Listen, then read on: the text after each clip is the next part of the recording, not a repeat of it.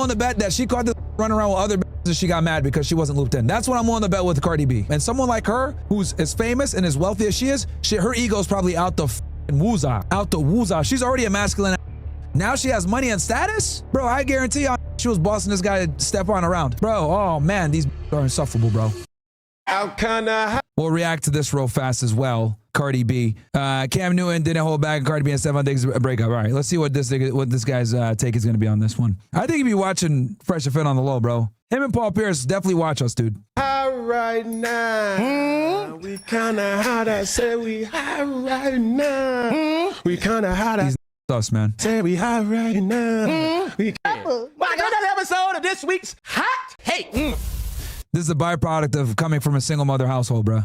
And I'm telling you, I've been networked. I can't do it without my Peggy. What's good? God, this is cringe. All right, let me move this forward a bit. I'm dead. Stefon Diggs. He ain't it? No. Because he'll get back. He will bear any expense. A real trench baby right there. That is a real trench. Hey, let me tell you something. Hey, he got okay, speeding up this talking is not a good idea. They're already hard to understand. time. Okay. See, he was trying to keep it cute. Man, listen, let me remind y'all what this young man is capable of. When he had a week or two, this is the same person that was on the yacht, huh? Yeah, oh yeah. With a couple little decorations. Okay. Meanwhile, publicly, already having a destination. This that same dude. That same dude. Now he got a whole off season to really, Not digging him out, dig. I'm trying to tell you, brother. Oh, no. Hey, you think we done? We ain't done yet. Yeah. Cause old Cardi, hello, it's me. That's what Diggs gonna say at the front door. I ain't here to play with you, baby. Hey. Where you going? Hey. You ain't going without me. That's what it is. He better keep that energy if he know who he had, huh? But what you got like that though? Let me ask you this though, and it really might just be the guy. But when you dealing with a Cardi or somebody that magnitude, and they walk out, do you think it's harder for them to come back? Nah, you talking about them Peggy, you're talking some stuff. Cause they ain't talking about little J-Wan from down the street that's trying to sit in that DM. Shaquita. Yeah. Shaquita. Cause both of them, when they both. See, this is the. All right, sorry, I can't deal with this analysis anymore. I just can't. Okay, I thought these would have something to say, but bro, I don't know what the is going on here. This is who the watches this. That particular person. So only because you see my baby mama out with me and you might catch a picture of it, I'm just doing right by her because she had my child. That's it. Nah, it can get sticky. It can get stinking. All right. Let's go. Well, these are okay. Literally double digit IQ, 100%, bro. Anyway, this is very simple. Okay, Cardi B's market value is dropping off. She's getting older, she has a questionable past, and she's famous. So effectively speaking, she has like a 300 credit score in the dating market, okay? But the problem is she wants a $10 million house, which is basically the equivalent to a guy that's on her level financially, on her level social status-wise, and is also attractive.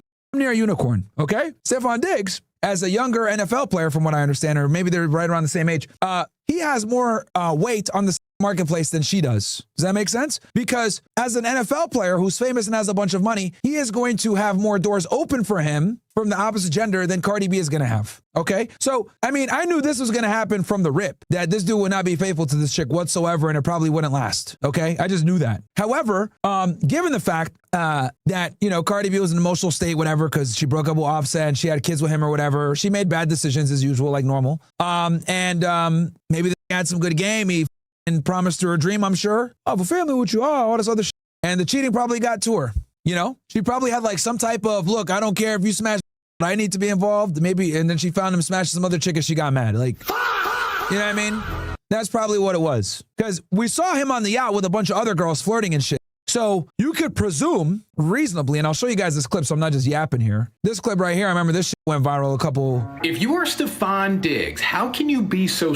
You're already a washed up receiver. You're coming to a brand new team with the New England Patriots. You're on high definition video camera, high freaking definition. I know. Well, we don't really care about sports, bro. This nigga cares so much about sports. That's not what we're here for, nigga.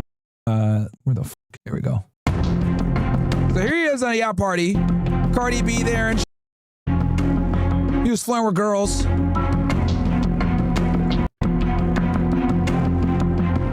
And then, you know, they're all like, oh, is this 2C? Is this cocaine? Whatever, which it probably is. But the point is that you can infer that more than likely he has some type of open relationship with Cardi B. But just knowing her from watching her interviews and shit like that, she's the type of chick where it's like, oh, I need to know all the you need to be involved if you're going to go ahead and mess with girls. We got to fuck them together, which is like, you know, a control tactic that a lot of like ghetto girls employ to kind of like still have some semblance of control. Let me give you guys another.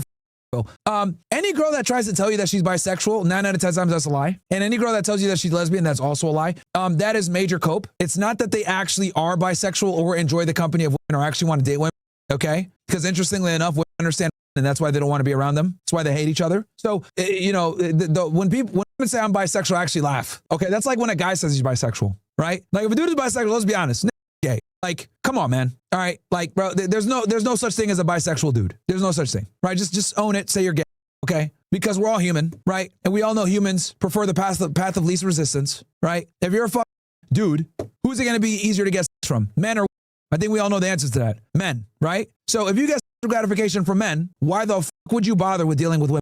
And then on top of that, if you fuck with men, you've disqualified yourself from a majority of women.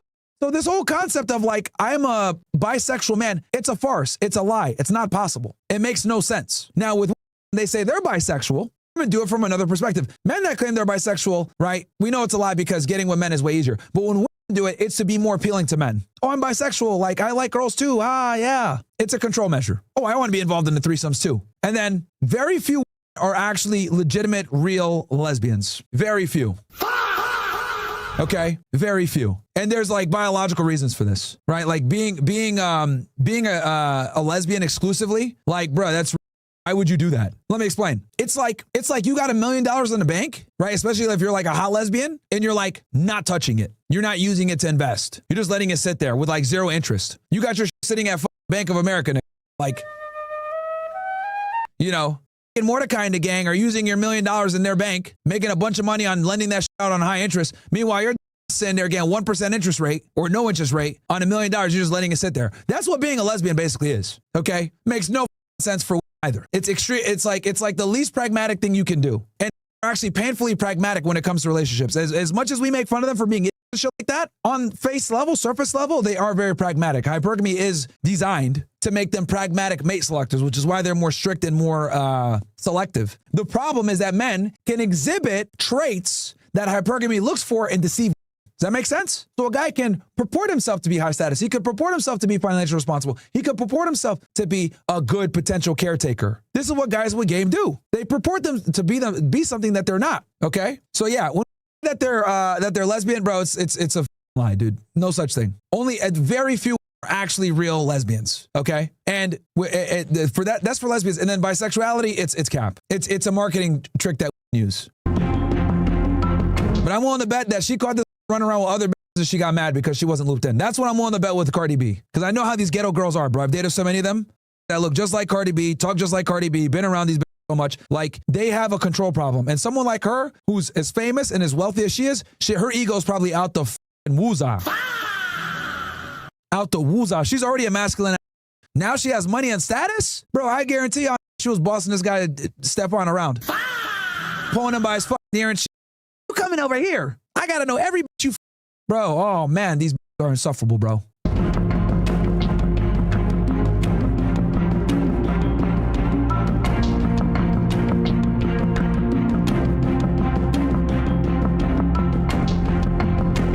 Anyway, so you guys get the idea.